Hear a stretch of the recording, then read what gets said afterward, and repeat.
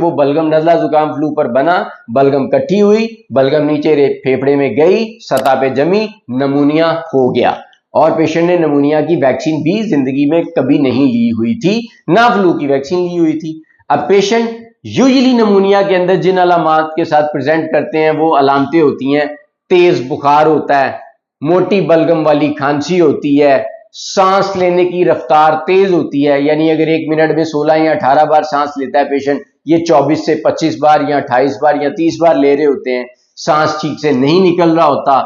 तेज बुखार होने की वजह से पूरे जिस्म में पेन होती है, हर जगह दर्द हो रहा होता है, पेशेंट लेथार्जिक होता है, खाने का दिल नहीं कर रहा होता। ऐसे पेशेंट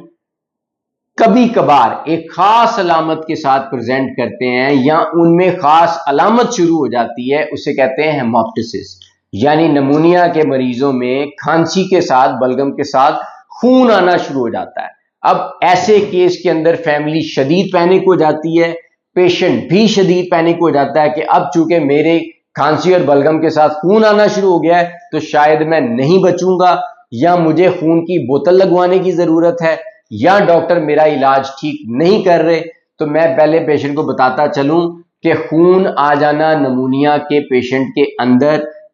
एक नॉर्मल या एक रेयर साइन जरूर है जो कि आ सकती है। नमूनिया के पेशेंट इस तरह प्रेजेंट कर सकते हैं।